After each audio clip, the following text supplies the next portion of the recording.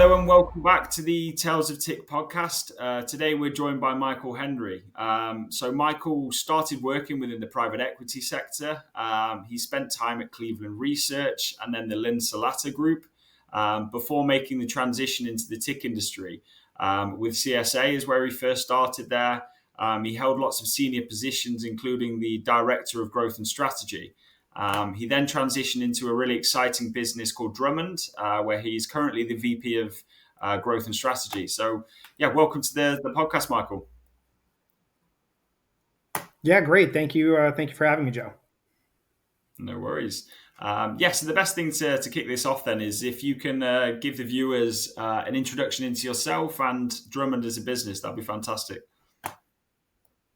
Yeah, absolutely. So currently I'm Vice President Growth Strategy at Drummond Group. Prior to that was one of the commercial leads for the global cross-market services at CSA Group. And cross-market services at the time included cybersecurity, EMC and radio, functional safety, global market access, and the field evaluations business.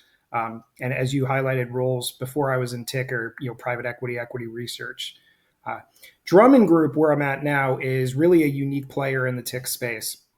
We are an ISO 17025 and 17065 accredited test lab and certification body, but our primary certification service is actually in health IT software used in the US. And that's based on listed certificates. We actually have the largest share of that market. We also provide a range of other cybersecurity services like penetration testing and risk assessments. And we're a QSA, a qualified security assessor for the PCI Council, which is a pretty big part of the business and growing very nicely as well. Okay, no, that's fantastic. Yeah, thank you for giving an insight into the business. So nextly, Drummond Group has been a certification body across the industries for years now. From your vantage point, why is third-party validation through certifications or otherwise such an essential piece of strong cybersecurity posture today?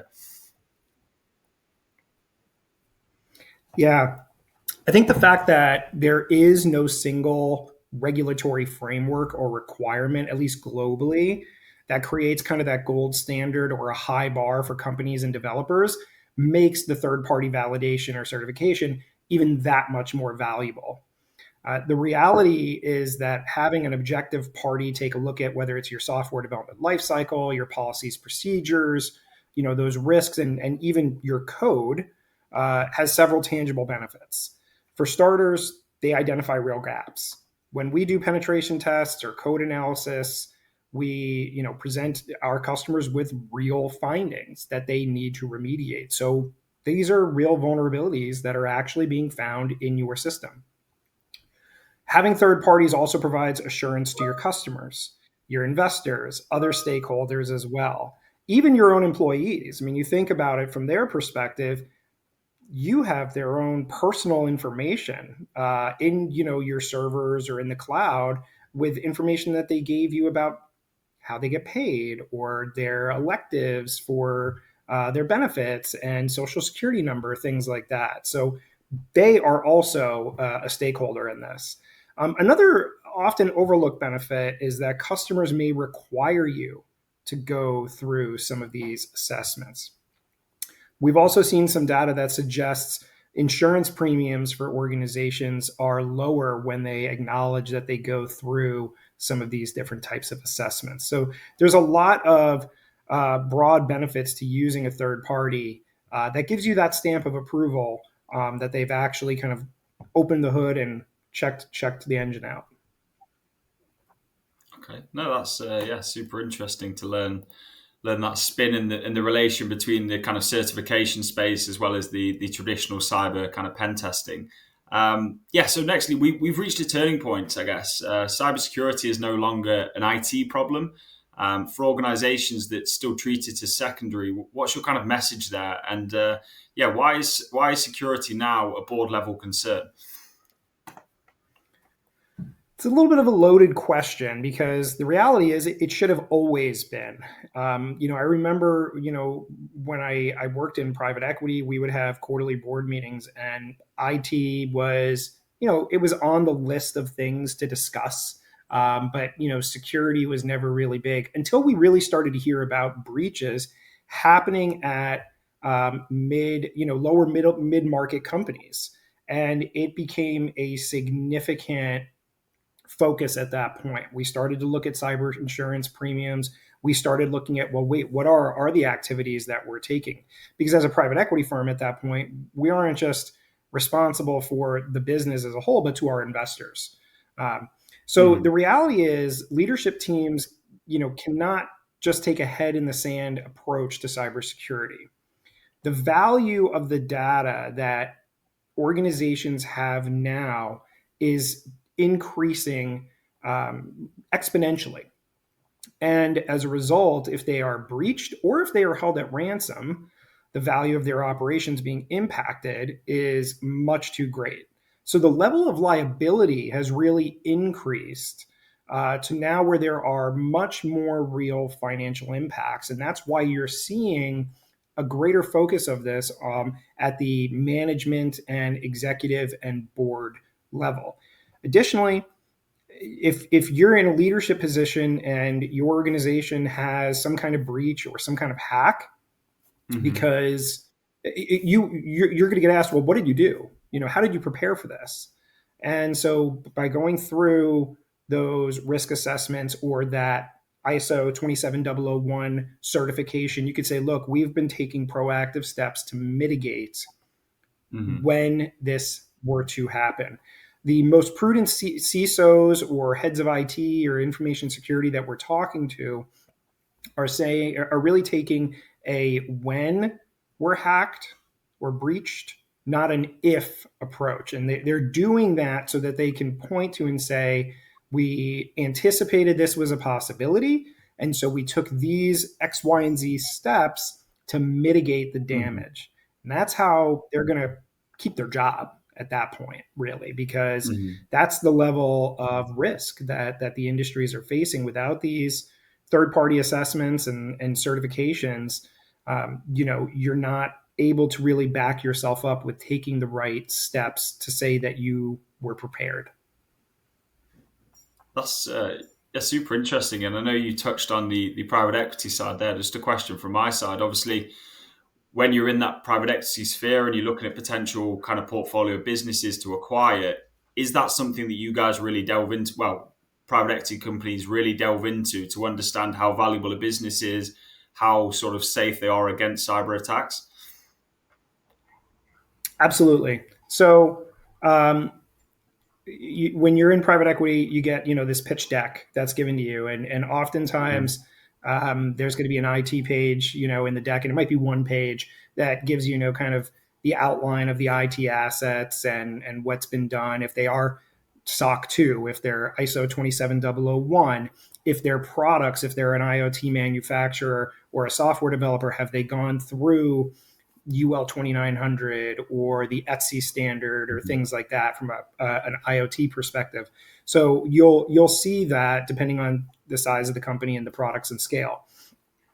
The other piece of it is once you're under a letter of intent, is you start the real diligence process. And part of that always includes a little bit of an IT analysis. I would say that those IT analyses are getting even more important and bigger in scale, and are getting deeper into the organizations as well. You don't see so much a deal theoretically falling apart because of that. What you would see is somebody say, okay, well, we're going to discount the price because we know that you don't actually have the right systems in place. And now we need to go and implement this on day one. Or they just know, okay, we really need to bring in a CISO who knows what we need to do to spruce this business up. It's more about planning after the close than really changing the dynamics of the deal. No, that's super interesting. I guess sort of nextly then is for companies looking to improve their security posture, frameworks are often where the conversation begins, whether it's NIST or ISO or others. How should organizations think about using these as tools and not just simply checklists? Yeah.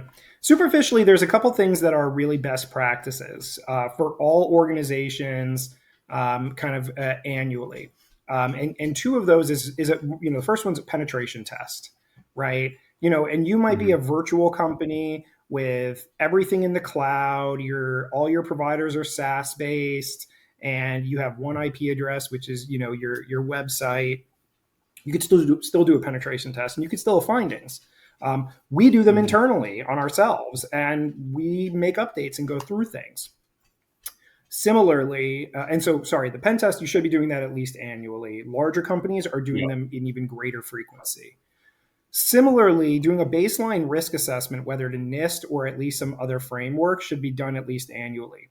Larger organizations or any organization that is going through whether it's the ISO 27001 management system certification, you actually have to do a management review multiple times a year to maintain that. So the risk assessment kind of starts that baseline, and then you're kind of updating that as the year goes on every year. And the nice thing about both of those exercises, the pen test, the risk assessment, is that as I mentioned, they're often requirements of other frameworks like ISO and PCI. There's also a framework I really like, the NIST cybersecurity framework. And what we've seen a real uptick in this one being utilized, because one of the things that's nice about it, and boards really like it in particular, it provides a maturity score. So Mm-hmm. you are going to get a score out of doing that assessment.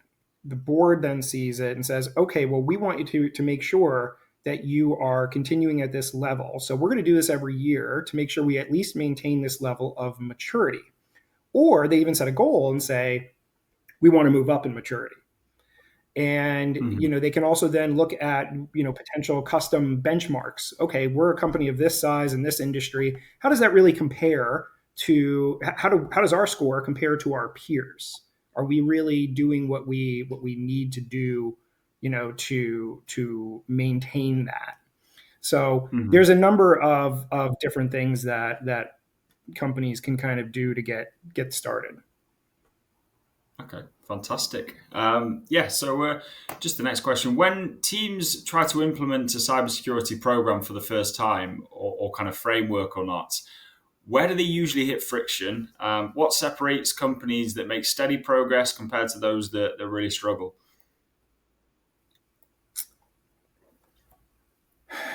It's really a matter of capacity and commitment. Um, Mm-hmm.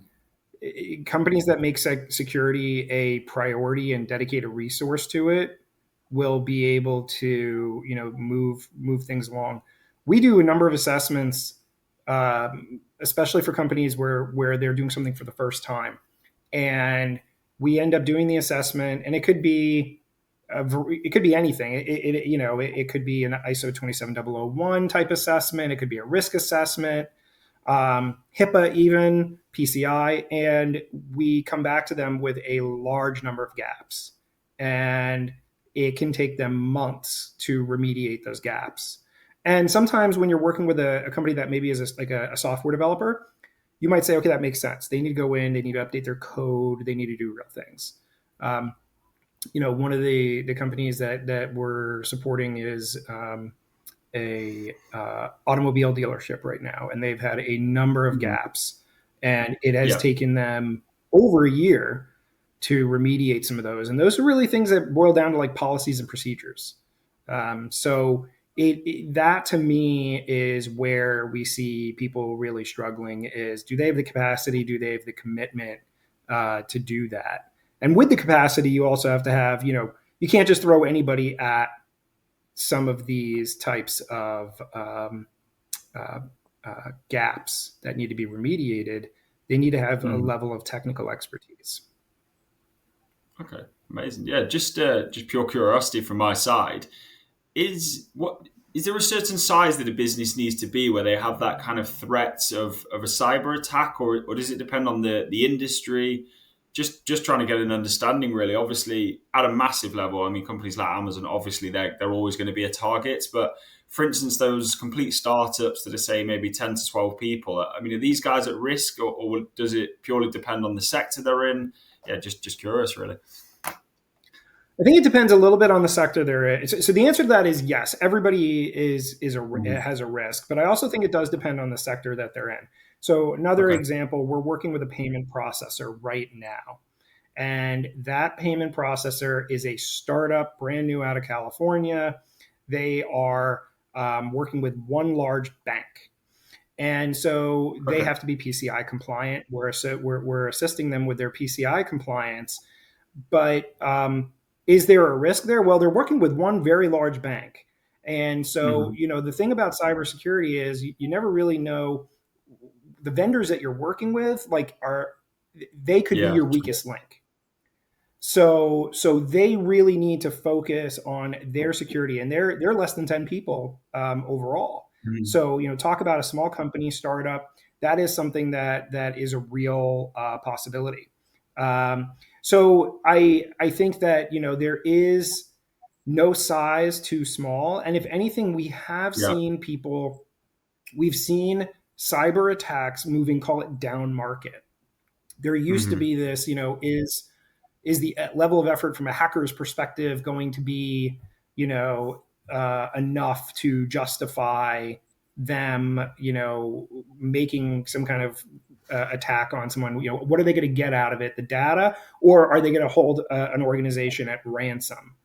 And so it used to be very much like, where they're going to target the larger ones, but we've seen that really, really move further down market, where smaller mid-market companies are definitely getting and feeling that pinch much more than they have in the past. Okay, that's interesting. Well, that perfectly kind of lines up to the next question regarding startups, I guess. So let's say you're advising a startup with a limited time and budget. What's your practical advice for building cybersecurity foundation that's both responsible and realistic?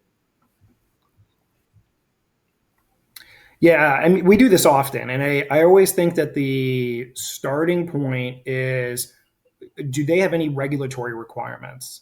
Whether that's HIPAA, which has some security elements, and there's even proposals for HIPAA in the US to add penetration testing annually as a requirement, for example, or PCI or CMMC or FedRAMP. Are there regulatory or even if it's not regulatory, some kind of industry requirement that they have to have? So you look at that and you build off that. One of the biggest gripes that I hear from talking with CISOs and CIOs is, there's kind of like too many requirements, too many frameworks. And they, if you think of a Venn diagram, like they all overlap, by 80%. And then there's these 10 to 20, areas that, are incrementally different and new. So we start there off of what's required, and then we would build off of that. Some of the best practices that we discussed, like the pen testing, the risk assessment, things like that, those are really good requirements or really good starting points again for a startup. Startups also need to keep in mind there's a lot of SaaS-based solutions out there that that could help them. And a great one we've seen is multi-factor authentication. We don't do multi-factor authentication. They would have to go to and find, a software vendor or work with a MSSP, which is a great start. But little things like that can make a large difference. Fantastic. Well, in your view, what will cybersecurity look like in 3 to 5 years? How will responsibility shift, and what will third-party validation play in the future? Yeah, so we haven't really talked about the hottest topic in recent years, AI, and we are seeing a significant shift toward AI enablement across a lot of SaaS platforms. So CrowdStrike, SentinelOne, they've already been using AI, but we're really seeing these GRC platforms that are used in TIC. Enabling AI and making that process a lot easier to basically do an audit or for a company to become compliant, right? So customers upload everything into the cloud on these platforms, and then the auditor goes in and AI basically pulls it all together and puts it together nice and neat for the auditor to go in and check the box. And that's one of the things, again, as we think about traditional TIC in a lot of ways, ISO 27001 is one of the areas where you see that growth in those types of platforms. We haven't seen that spread yet to the other more IoT product type certification. So whether somebody's doing like the UL 2900 series for cybersecurity, you aren't seeing GRC platforms do that. But at some point, it's going to get there. And I think part of what will drive that is going to be larger adoption and growth of some gold standard, whether it is the UL 2900, an ETSI standard, something like that. It's possible we could see some growth there with respect to what's happened in Europe with the radio equipment directive. I think that is going to drive, a lot more cybersecurity activity from a TIC perspective. That's great for IoT products, particularly in Europe. I think it is very unlikely that we're going to see something similar in the United States during at least the current administration. But I'm not, really a fortune teller on that.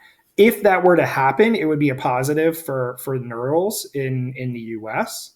Outside of IoT, I do think we'll see an increase in management system certification. And I think part of what will drive that, and we've already started to see this, is, and I get them and I hate them, everybody hates them, is these vendor security questionnaires. So you're doing work for a company and they're going to send you a questionnaire. Tell us about, how are you maintaining your data? Are you doing pen testing? Are you doing a risk assessment?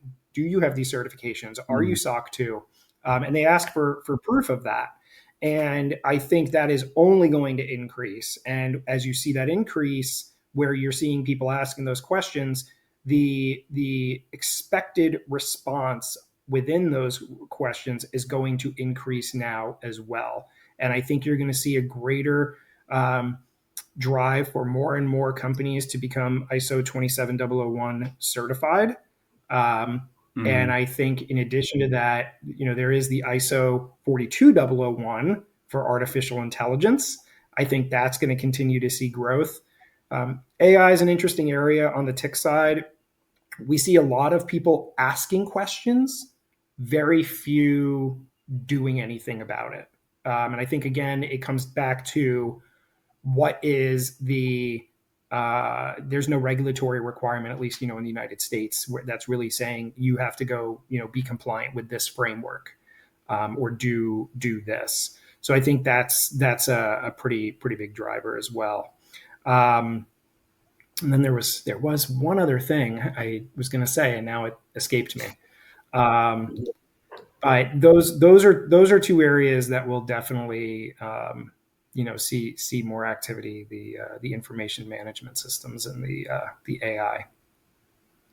Yeah, awesome. Well, it's been a pleasure picking your brain and talking everything cybersecurity. So really appreciate you coming on, Michael, and thank you. Absolutely, thanks for having me, Joe.